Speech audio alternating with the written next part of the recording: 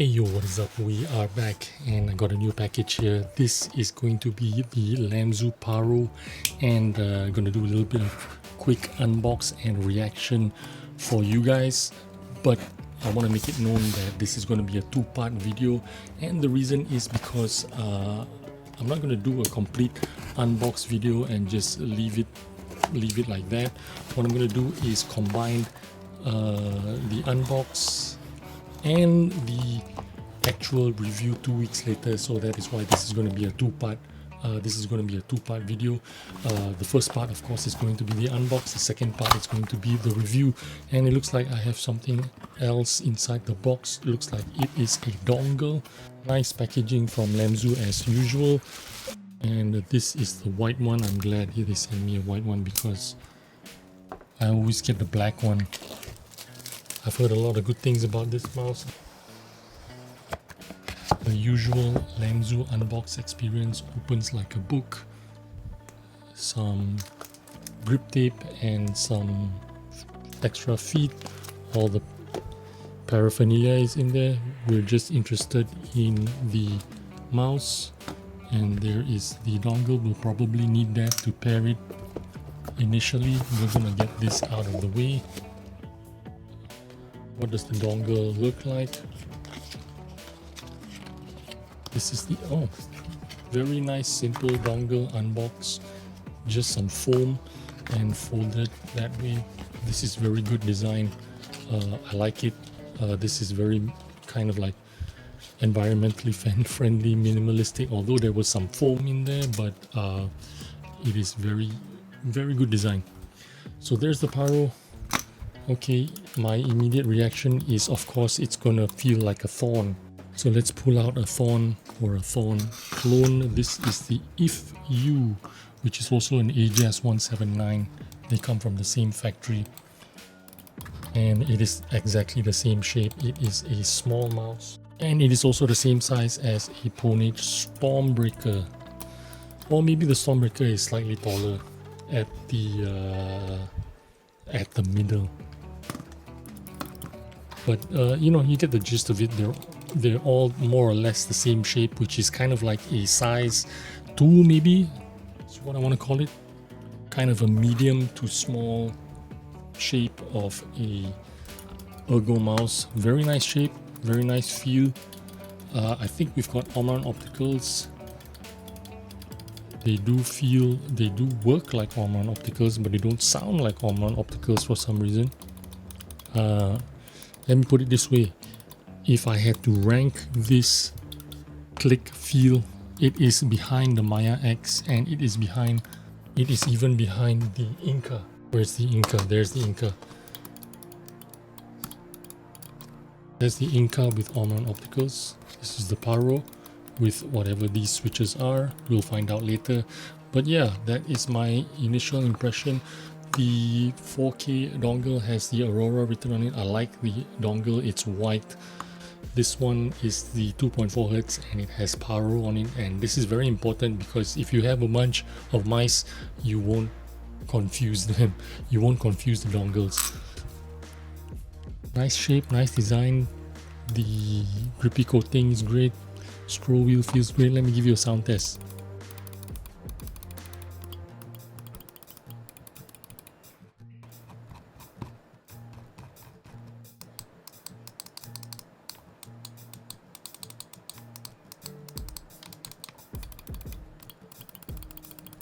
There you go. Anyway, see you in a couple of weeks. Okay, I'm back, and it's been 20 days since I've got the Lamzu Paro Aurora. Let's talk about the specs. This is, of course, a 3950 8K ready $92 mouse only. The dongle is an additional $20, but of course this is an 8K polling dongle with the Aurora logo on the top. What was I gonna say? Okay, anyway, so the total package is $112. It comes with Omron opticals. They sound lovely. You know, I'll be honest with you, I didn't like it when it came straight out of the box when I was testing it, but after a couple of days, I think 2 days, it seems to have settled down. Maybe it was the you know, the switches that needed some running in or breaking in, I have no idea. But right now it's just perfect, and it's just as good as a Maya, just as good as an Inca, so I'm pretty happy with it. The mouse is 49 grams with skates, and these are the skates that I'm using. These are not the stock skates. The battery life is 40 hours on 4 days on 2K setting, and it's about 100 hours on 1K setting, which took me about 10 days to run dry on 1K. So the battery life is a great indication of optimization, and Lamzu optimization is among the best. Now the shape and size, this is of course a medium ergo, a same size in the hand as a Lamzu Thorn, if you're familiar with it, and Death Adder V3 Hyperspeed, or Bonage Stormbreaker, or Pulsar X Lite size 2. I would venture to say it's probably closest to the Death Adder Hyperspeed in terms of how it feels in the hand, maybe just a smidgen smaller than that. Now as far as ergos go, I must say this is just one of the most comfortable that I've had in my hand. I have tried a bunch of large ergos like the Death Adder V3, X Lite size 3, even the Bonage Max CF Stormbreaker. Those large ergos, to be honest with you, they fit my hand better because I have a 21 by 12 hand, but for some reason this just, you know, the Paro just gives me a better, how do you say, a well-balanced in-between feeling of an ergo and a symmetric. Well, it's not a symmetric mouse, this is definitely an ergo mouse, but you know, it's just got that, I feel like I can claw it, I feel I can fingertip it if I wanted to, just because of my hand size. Obviously if you don't have a large hand like mine, it, you know, maybe your only option would be to palm or claw it, but I can fingertip this mouse with my hand size, and I can make it work as a semi-claw, semi-palm kind of grip. I don't know why, it's just resonating with me, the size or the shape of this mouse, or both. So right now my main rotation is the Noah, the Inca, and the Paro. And the Noah is this one. The Noah is a final mouse kind of like shape, size. I didn't think I liked final mouse size, but for some reason I like this size, I like this shape. Anyway, back to the Paro. I was waffling along there, but the build quality, let's talk about that. This is as good as Lamzu will ever be. When I say Lamzu, I don't know whether it's Lamzu or Lamzu, whatever it is. Bear in mind, this is a 50 gram territory mouse, and at this weight bracket and this size bracket, you're going to feel like this is like an ultra lightweight kind of mouse. Now for reference, the Stormbreaker Magnesium is 52 grams. Now 52 grams and $70 more, because that one is like 180 bucks, right? And the Max CF Bonage is 48 grams and it's $27 more. So that's what you need to keep in mind. $120 gets you all in with the Paro. Yeah, that's what I wanted to say. There's like besides that, there's no unwanted creaks or movement. I'm twisting it right now and trying to be quiet. There's no sound at all, nothing. So I'm pretty happy with it. There's no excessive, you know, if you don't apply excessive pressure on it, there's no kind of flexing. If you really want to make it move, sure, you can put both thumbs there, press hard down on it, you can feel a little bit of movement, but that's about it. But if you're using it regularly like a normal monkey, it should be fine. There shouldn't be any movement or any kind of sounds or anything like that. The M1 and M2, there's a little bit of flex there, but this is like very normal among sub 50 gram mice, particularly plastic ones. And if I'm honest, it does not impede in the, you know, actuation process. It's just not going to be an issue at all. Personally, I wish they stuck to their open bottom. If I had to complain about anything, I wish they did that same design as the Maya X, as the Maya, or maybe even the old Atlantis, that kind of open back design is pretty cool. I think that is like their signature design. You know, they're known for that. They should have stuck to that because people respect that, people like that, I think, in my opinion anyway. As for the coating, it's the standard Lamzu rubberized coating, works as intended. I feel like whatever blend they are using at the moment, it seems to me it is just the right amount of grip without like feeling sticky and gross, you know. And as usual, you pick the white colorway if you want to avoid any kind of visible oily smudges. This is what it looks like after 20 days. Still very clean, very dry. There maybe there's a little bit of dirt stuck there.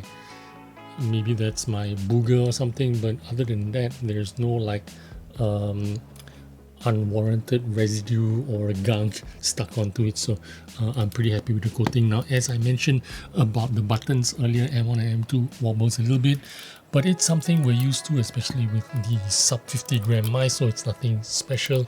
They don't interfere with the regular button actuation, and even with aggressive sideways pressure, if you're pushing it on the side, they don't come into contact with any other part of the mouse, so you know it's no problem at all.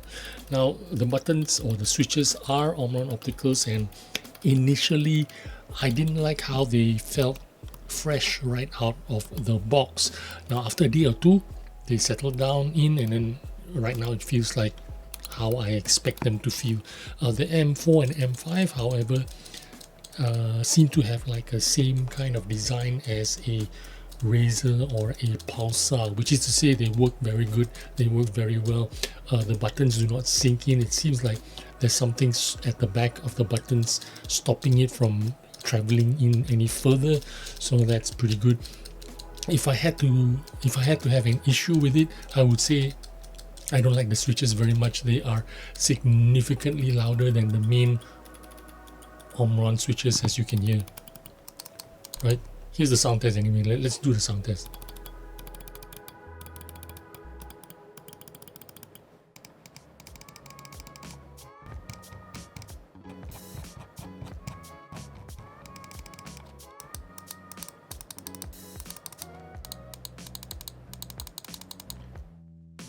So there you go, you can hear that the side buttons are significantly louder, different kind of switch, definitely mechanical switches on the side buttons, and then these really nice optical switches on the M1 and M2. I wish they could consolidate that and make it a more balanced kind of sound, I suppose. As for the stock feet, the stock Lamzu feet are one of the best, if not the best out there. They don't come installed however, so instead I've got silver foxes on here which are from Unusual Way, and they work great. If the Paro came with the stock skates on, I would have not removed them and installed these skates. So that's my take on the stock skates. They're really great. As for performance wise, the web UI is the most impressive thing. Let me just turn on the mouse for you here, and you can immediately see the web-based driver picks up my Inca and my Paro, and the receiver and mouse, they are in 0.015 firmware or whatever. It does it automatically. It tells you you need to update your firmware and whatever, and then there's some couple of instructions. Just click on it and it'll tell you to download or update your drivers and whatever. It's very easy to use, very straightforward. The Lamzu Aurora web-based driver is pretty awesome. Everything is here. There's even an angle tune like Raw XL here, so it's pretty good if you don't already use Raw XL. I already use Raw XL actually, so when I swipe left and right, my mouse is pretty flat. Anyway, yeah, that's the user interface, and for the price of $120, I feel that they are a little bit on the expensive side. I wish they were in the 110 range with the 8K dongle, which they should have included. with the Paro, but maybe they're trying to reach another group of people that just want a 1K dongle and are not bothered with the 8K performance high polling rates.